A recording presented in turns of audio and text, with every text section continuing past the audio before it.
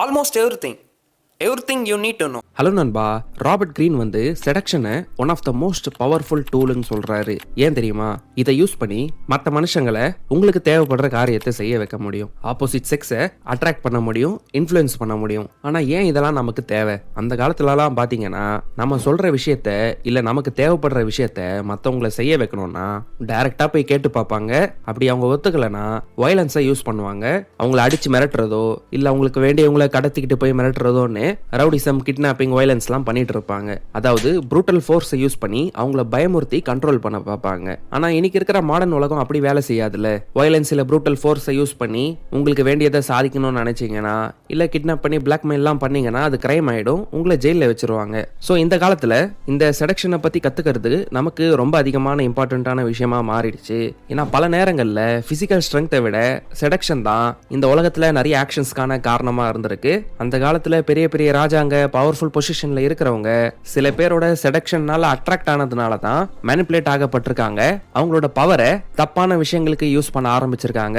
ஏன் போருக்கே போக ஸ்டார்ட் பண்ணிருக்காங்க. யூசுவலா மென்னை விட விமன் தான் மென்னை கம்பேர் பண்ணும்போது அவங்களோட பிசிக்கல் ஸ்ட்ரென்த் கம்மியா இருக்கிறதுனால இந்த செடக்ஷனை யூஸ் பண்ணி அவங்களுக்கு வேண்டிய விஷயங்களை சாதிப்பாங்க. ஃபர்ஸ்ட் மென் இதை அந்த அளவுக்கு அண்டர்ஸ்டாண்ட் பண்ணிக்க முடியாததுனால நிறைய பிரச்சனைகளை ஃபேஸ் பண்ணிட்டு இருந்தாங்க.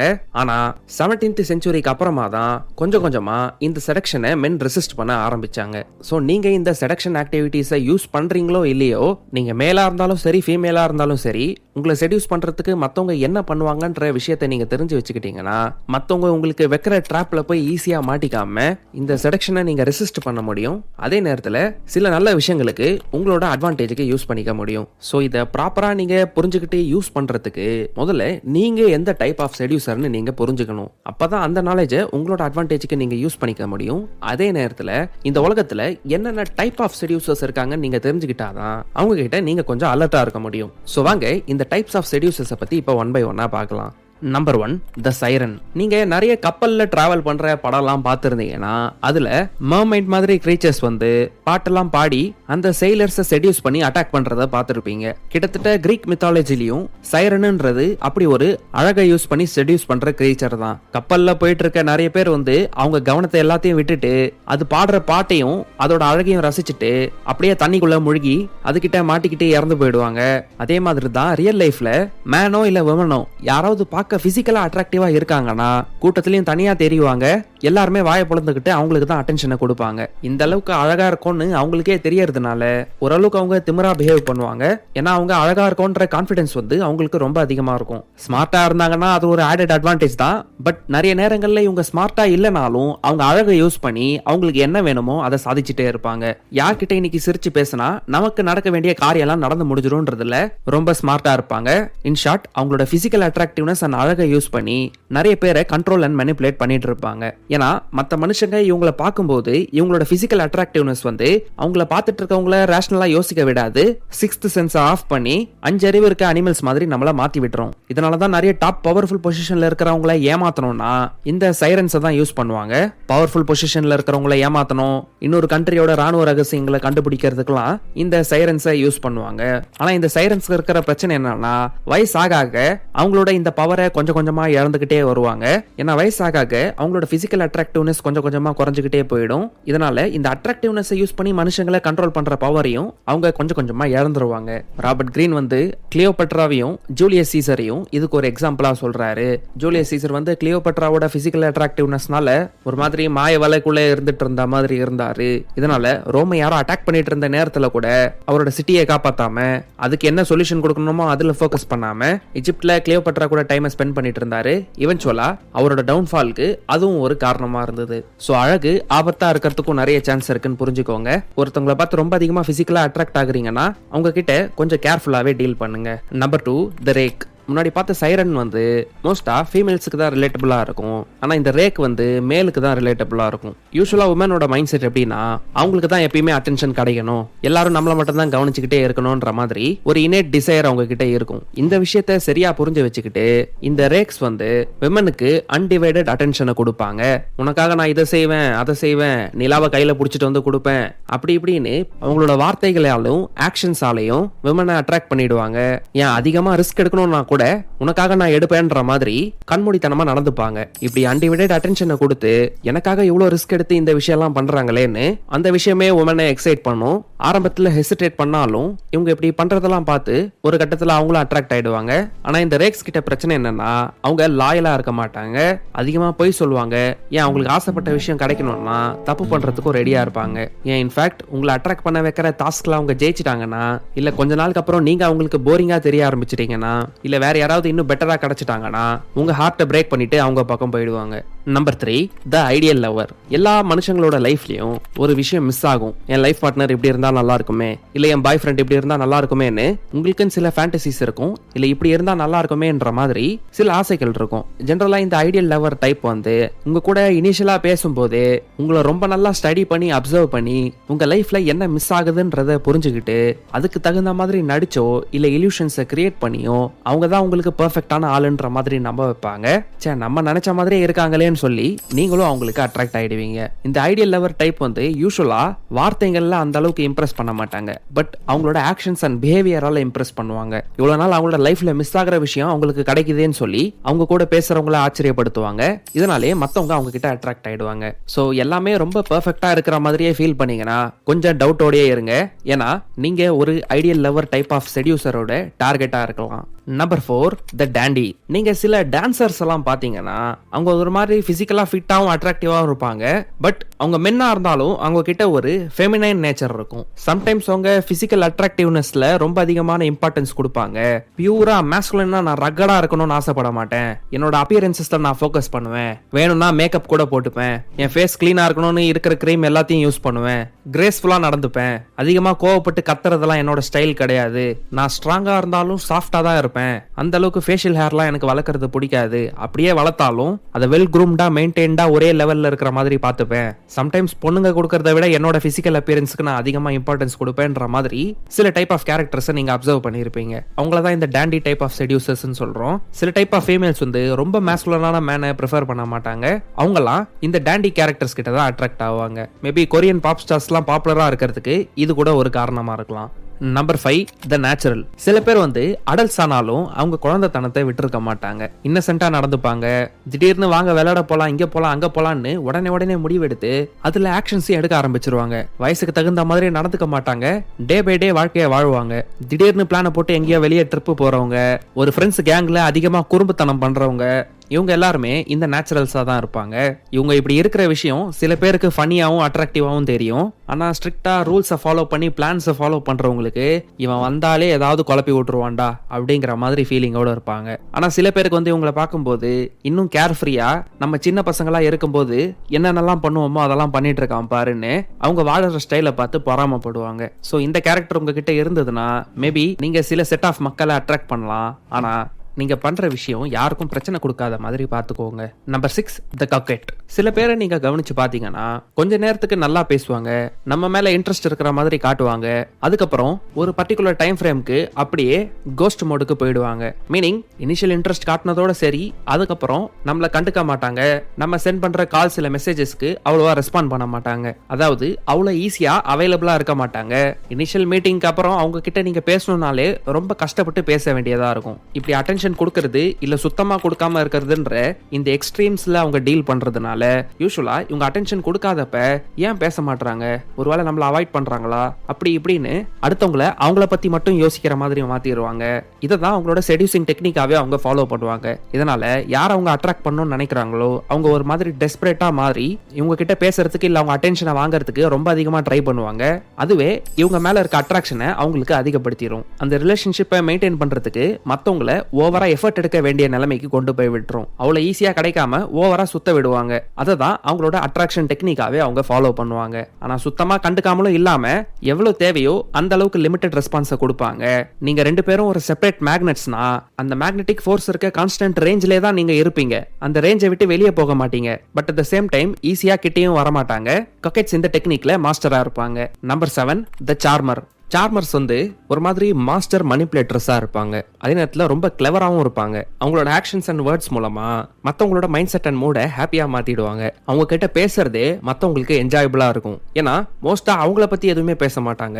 அவங்க யார்கிட்ட பேசிட்டு இருக்காங்களோ அவங்களுக்கு காம்ப்ளிமெண்ட்ஸ் அண்ட் அப்ரிசியேஷனை கொடுத்து மொத்த ஃபோக்கஸையும் அவங்க மேலதான் வைப்பாங்க. அவங்க ஜென்ரலாவே மத்த மனுஷங்களை நல்லா புரிஞ்சுக்கிறதுனால எம்பாத்தட்டிக்கா உங்களோட மூடு எப்படி இருக்கோ அதுக்கு தகுந்த மாதிரி நடந்துப்பாங்க. சார்மர்ஸ் அவங்க கூட இருந்தாலே எப்பயுமே ஒரு பாசிட்டிவ் ஃபீலிங் அவங்களுக்கு இருந்துகிட்டே இருக்கும். அது மட்டும் இல்லாம நம்மளை பத்தி இவன் தான்ப்பா நல்லா சொல்றான்னு உங்களுக்கு செல்ஃப் எஸ்டீம் அண்ட் கான்ஃபிடன்ஸ் அதிகமான மாதிரி ஃபீல் பண்ணுவீங்க. அவங்க ஆர்கியூ பண்ண மாட்டாங்க, ஃபைட் பண்ண மாட்டாங்க, உங்களை தொல்லலாம் பண்ண மாட்டாங்க. ஆனா நீங்க பேசுறத நல்லா கவனிச்சு அதுக்கு தகுந்த மாதிரி ரியாக்ட் பண்ணுவாங்க. இதனால கொஞ்சம் கொஞ்சமா நீங்க அவங்க மேல டிபெண்டா மாறிக்கிட்டே வருவீங்க. அவங்க இல்லாம போயிட்டா உங்க லைஃப்ல ஏதோ மிஸ் ஆகிற மாதிரி ஃபீல் பண்ணுவீங்க. நம்மளை யாருமே கவனிக்க மாட்டாங்களே அப்படின்னு நினைக்க ஆரம்பிப்பீங்க. ஆனா சார்மர்ஸை சுத்தி இருந்தீங்கன்னா அவங்க உங்க லைஃப்ல நடக்கிற விஷயங்களுக்கும் இம்பார்ட்டன்ஸ் கொடுத்து கவனிச்சு உங்களையும் ஒரு ஆளா மதிச்சு லைம் லைட்டை உங்க பக்கம் வைக்கிறதுனால எப்பயுமே நீங்க சார்மர்ஸ் கூட தான் அதிகமா இருக்கணும்னு நினைப்பீங்க. உங்களே அறியாம அவங்க கிட்ட அட்ராக்ட் ஆகி அவங்க கூடயே டைம் ஸ்பெண்ட் பண்ணி கம்பெனி கொடுக்கணும்னு நினைப்பீங்க. நம்பர் 8, த கரிஸ்மேட்டிக். இந்த டைப் ஆஃப் செடியூசர்ஸை நீங்க ஈஸியா ஐடென்டிஃபை பண்ணிடுவீங்க. ஏன்னா ஒரு ரூம்ல இவங்க இருந்தாங்கன்னா அந்த ரூமையே லைவ்லியா வச்சிருப்பாங்க, சென்டர் ஆஃப் அட்டென்ஷனா இருப்பாங்க. இவங்க ஜென்ரலாவே ரொம்ப எக்ஸைட்டடா இருப்பாங்க, ஜோக் சொல்லுவாங்க, எனர்ஜெட்டிக்கா இருப்பாங்க. அந்த எனர்ஜி அண்ட் எக்ஸைட்மெண்ட்டை அந்த ரூம்ல இருக்க மத்தவங்களுக்கும் டிரான்ஸ்ஃபர் பண்ணுவாங்க. யூஸ்வலா இவங்க கான்ஃபிடென்ட்டா இருக்கிறதுனால அவங்க ஒரு விஷயத்த சொல்லும் போது வாயில மட்டும் சொல்ல மாட்டாங்க, கையை காலை அசைச்சு ஒரு ஓப்பன் பாடி லாங்குவேஜோட அவங்களோட மெசேஜை கன்வே பண்ணுவாங்க. யூஸ்வலா இவங்க சொல்ற விஷயத்த கவனிக்கிறதுக்கும் சியர் பண்ணி சப்போர்ட் பண்றதுக்கும் அவங்க அடிக்கிற ஜோக்ஸ்க்கெல்லாம் சிரிக்கிறதுக்கும் ஒரு குரூப் ஆஃப் மெம்பர்ஸ் எப்பயுமே இன்ட்ரெஸ்டடா இருப்பாங்க. அதனால நீங்க அவங்கள எதிர்த்து பேசணும்னு நினைச்சீங்கன்னா அது அந்த அளவுக்கு ஈஸியா இருக்காது. ஏன்னா அவங்க மட்டும் எனர்ஜெட்டிக்கா இல்லாம அவங்க பேச்சு அண்ட் ஆக்ஷன்ஸ் மூலமா அவங்க எனர்ஜியை மத்தவங்களுக்கும் டிரான்ஸ்ஃபர் பண்ணிடுவாங்க. குரூப்பா நிறைய பேரை அட்ராக்ட் பண்ணுவாங்க. யூஸ்வலா இவங்க பேசும்போது எனர்ஜியோடையும் கான்பிடன்ஸோடையும் பேசுறதுனால அவங்க என்ன சொன்னாலும் நம்புற மாதிரி ஒரு சிச்சுவேஷன் உருவாகிடும். பட் எல்லா நேரங்கள்லயும் அவங்களும் கரெக்டா இருக்க மாட்டாங்க. சோ கரிஸ்மேட்டிக் பீப்புள் கிட்ட நீங்க அட்ராக்ட் ஆகிற மாதிரி ஃபீல் பண்ணீங்கன்னா ஒரு பிளைண்ட் ஃபாலோவரா இல்லாம அவங்க சொல்ற விஷயம் சரியா தப்பான்னு நீங்க அனலைஸ் பண்ணி முடிவெடுக்க வேண்டிய இருக்கும். ஏன்னா அவங்க கரிஸ்மாவை யூஸ் பண்ணி நம்மள மிஸ்டைரக்ட் பண்றதுக்கும் நிறைய சான்ஸ் இருக்கு. நம்பர் 9, த ஸ்டார். ஸ்டார்ன்றது வேற யாரும் இல்ல, லிட்டரலா அந்த பேர் சஜஸ்ட் பண்ற மாதிரியே யாராவது ரொம்ப ஃபேமஸா செலிபிரிட்டி ஸ்டேட்டஸோட இருக்காங்கன்னா அவங்கள தான் நம்ம ஸ்டார் டைப் ஆஃப் செடியூசர்ஸ்னு சொல்றோம். ஏன்னா இவங்களோட படங்கள்லயோ இல்ல வேற ஏதாவது ஷோஸ் மூலமா நம்மளால செய்ய முடியாத விஷயங்களை செஞ்சு ரியாலிட்டில இருந்து நம்மளை எஸ்கேப் பண்ண வச்சு ஒரு மாய உலகத்துக்குள்ள கூட்டிட்டு போயிடுவாங்க. நம்ம கிட்ட காட்டுற விஷயங்களை பார்த்தா உண்மையான உலகத்துல அவங்க எல்லாமே பண்ற மாதிரி தெரியும். பட் படங்க ஷோஸ் இது எல்லாத்தையும் ஒரு கண்ட்ரோல்டு என்வாயர்மெண்ட்ல எடுக்கிறது அது மோஸ்டா உண்மையா இருக்காது. ஆனா நம்ம எது உண்மையா இருக்கணும்னு ஆசைப்படுறோமோ அந்த மாதிரி விஷயங்களா தான் இருக்கும். சோ இந்த மாதிரி மனுஷங்களுக்குள்ள இருக்க இன்னேட் டிசையர்ஸை இவங்க வாழ்ந்து காட்டுறதுனால அது ஒரு மாய உலகமா இருந்தாலும் அது கண்ணு முன்னாடி பாசிபிள்னு நமக்கு ப்ரொஜெக்ட் பண்றதுனால நேச்சுரலாவே அவங்க கிட்ட நம்ம அட்ராக்ட் ஆயிடுவோம். அவங்களும் ஜெனரல் பாப்புலேஷன் கிட்ட இருந்து ஒரு டிஸ்டன்ஸை மெயின்டைன் பண்றதுனால அவங்கள நம்மளால ரீச் பண்ண முடியலன்னு இன்னும் அதிகமா அட்ராக்டடா ஃபீல் பண்ணுவோம். ஏதாவது ஆக்டர்ஸ் கிட்ட நீங்க அட்ராக்டடா ஃபீல் பண்றீங்க, அவங்கள ரீச் பண்ணணும்னு நினைக்கிறீங்க, இல்ல அவங்களோட ஃபேன்ஸா மாறுறீங்கன்னா நீங்களும் அவங்கள மாதிரி இருக்கணும்னு ஆசைப்படுறீங்கன்னு அர்த்தம். அவங்க ஸ்கிரீன்ல காட்டின விஷயங்களை அன்கான்சியஸா இல்ல சப்கான்சியஸா உங்க மைண்ட்ல ரியாலிட்டியா மாறணும்னு நினைக்கிறீங்க, அதை நீங்களும் பண்ணணும்னு நினைக்கிறீங்க. ஆனா உங்களால பண்ண முடியாததுனால இவங்களால அதை பண்ண முடியும்னு நம்பிட்டு நீங்க ஒரு மாதிரி உங்களோட மைண்ட்ல அவங்களுக்கு ஒரு ஹை ரிகார்டை கொடுத்துடுறீங்க. ரியாலிட்டியில அவங்களும் நார்மலான மனுஷங்க தான்றத மறந்து போயிடுறீங்க. இந்த விஷயம் தான் கான்ஸ்டன்டா அவங்க எங்க கண்ணில் பட்டாலும் அவங்கள பார்க்க வச்சுக்கிட்டே இருக்கு, அட்ராக்டடா ஃபீல் பண்ண வச்சிட்டு இருக்கு. சோ ராபர்ட் கிரீனை பொறுத்த வரைக்கும் இவங்க தான் அந்த 9 டைப் ஆஃப் செடியூசர்ஸ். இதை ஒரு தடவை சம்மரியா பார்த்தோம்னா ஃபர்ஸ்ட் நம்ம சைரனை பத்தி தெரிஞ்சுக்கிட்டோம். அவங்க பிசிக்கலா அட்ராக்டிவ் ஆகும். இந்த அட்ராக்ஷனை அவங்களோட பவருக்கு யூஸ் பண்ணி மத்தவங்களை கண்ட்ரோல் அண்ட் மனிபுலேட் பண்ணுவாங்கன்னு தெரிஞ்சுக்கிட்டோம். அடுத்து ரேக்கை பத்தி பார்த்தோம். ரேக் வந்து பேஷன் அண்ட் டிசைரை காட்டி அடுத்தவங்களுக்காக அதிகமா ரிஸ்க் எடுத்து எனக்காக இவ்வளவுலாம் பண்றானே அந்த மாதிரி ஃபீலிங்கை வர வச்சு மத்தவங்களை அட்ராக்ட் பண்ணுவாங்க. அடுத்து தேர்டா ஐடியல் லவரை பத்தி பார்த்தோம்னா அவங்க உங்களுக்கு தகுந்த மாதிரி நடந்துப்பாங்க. உங்க வாழ்க்கையை நல்லா அப்சர்வ் பண்ணி எதை நீங்க மிஸ் பண்றீங்களோ அது மிஸ் பண்ணாம இருக்கிறதுக்கு என்ன பண்ணணும், அந்த மிஸ்ஸிங் ஃபீலிங்ஸை உங்களுக்கு போக வைக்கிறதுக்கு அதை ஃபுல்ஃபில் பண்றதுக்கு என்ன பண்ணணுமோ அதை கரெக்டா பண்ணிடுவாங்க. இதனால நீங்க அவங்க கிட்ட அட்ராக்ட் ஆயிடுவீங்க. அடுத்து டாண்டியை பத்தி பார்த்தோம்னா அவங்க ஒரு mixture of both masculine and feminine நேச்சரோட இருப்பாங்கன்றத புரிஞ்சுக்கிட்டீங்க. மேஸ்குலைன் கேரக்டரிஸ்டிக்ஸ் அவங்க கிட்ட இருக்கும். ஆனா கேர்ள்ஸ் மாதிரி மேக்கப் போடுறது, பார்க்கறதுக்கு எப்படி இருக்காங்கன்ற விஷயத்துல ரொம்ப அதிகமா இம்பார்ட்டன்ஸ் கொடுக்கறது, வித்தியாசமா ட்ரெஸ் போடுறதுன்னு இப்படிலாம் பண்ணுவாங்க. ஓவரா மேஸ்குலைனா இருக்கிறவங்கள பார்த்து பயப்படுற ஃபீமேல்ஸ் இவங்க கிட்ட கம்ஃபர்டபுளா ஃபீல் பண்ணுவாங்க. அடுத்து 5th நேச்சுரலை பத்தி பார்த்தோம்னா, அவங்க அடல்ட்டா மாறிட்டாலும் இன்னும் சின்ன வயசுல பண்ற மாதிரி குறும்புத்தனம் பண்ணிட்டு இருக்க அந்த சைல்ட் லைக் குவாலிட்டிஸ் இருக்கும். அவங்க இந்த மாதிரி குழந்தைத்தனமா பண்ற விஷயங்கள் சில பேருக்கு அட்ராக்டிவா இருக்கும். அடுத்து கொக்கெட்ஸை பார்த்தோம்னா, அவங்க லைட்டா மிஸ்டீரியஸா இருப்பாங்க. தேவையான அளவுக்கு அட்ராக்ஷனை கொடுத்துட்டு அதுக்கப்புறம் காணாம போயிடுவாங்க. என்னாச்சு, ஏன் பேச மாட்டாங்க, ஏன் ரெஸ்பாண்ட் பண்ண மாட்டாங்கன்னு மற்றவங்கள அவங்கள பத்தியே எப்பயுமே நினைக்க வச்சுட்டு இருப்பாங்க. ஒரு பெண்டுலம் மாதிரி இந்த பக்கம் அந்த பக்கம் போயிட்டே இருப்பாங்க. இன் ஷார்ட், அவங்க ஈஸியா அவைலபிளா இருக்க மாட்டாங்க. அது நிறைய பேர் அட்ராக்ட் பண்ணும். அவங்கள பத்தியே யோசிச்சுட்டு இருக்க மாதிரி அவங்க மைண்டை மாத்திடும்.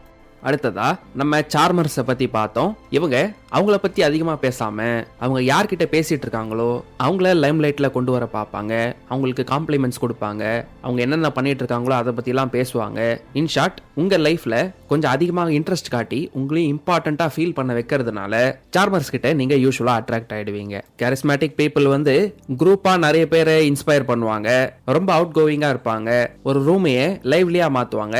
இதனால நேச்சுரலாவே நிறைய பேர் அவங்கள ஃபாலோ பண்ணணும்னு நினைப்பாங்க. ஒரு கேங்கா அவங்கள சுத்தி ஃபார்ம் ஆயிடுவாங்க. ஃபைனலா ஸ்டார்ஸை பத்தி பார்த்தோம்னா, அவங்க நீங்க செய்யணும்னு ஆசைப்படுற விஷயத்த ஒரு டிஸ்டன்ஸ்ல இருந்து ஒரு மாய உலகத்துல உங்களுக்கு செஞ்சு காட்டுறதுனால அவங்கள மாதிரி ஆகணும்ன்ற ஆஸ்பிரேஷன்ல இல்ல நம்ம பண்ண முடியாத விஷயங்களை அவங்க பண்றாங்களேன்ற மாதிரி அன்கான்சியஸா நீங்க நம்புறதுனால அவங்க என்ன பண்ணாலும் அவங்கள பார்க்கறதுக்கு இன்ட்ரெஸ்டடா மாறிடுவீங்க. இதனாலதான் அவங்க stars and celebrity status achieve பண்றாங்க. ஸோ இவங்க தான் இந்த 9 டைப்ஸ் ஆஃப் செடியூசர்ஸ். இதுல நீங்க ஏதாவது ஒரு டைப்பா இருக்கலாம். கொஞ்சம் யோசிச்சு பாருங்க, நீங்க எந்த டைப்ன்றதை கண்டுபிடிப்பீங்க. ஆனா நீங்க எந்த டைப்பா இருக்கிறீங்களோ அதே டைப்ல இருக்க மக்களை அட்ராக்ட் பண்ண ட்ரை பண்ணாதீங்க. வேற டைப் ஆஃப் செடியூசர்ஸ் உங்க லைஃப்குள்ள கொண்டு வாங்க.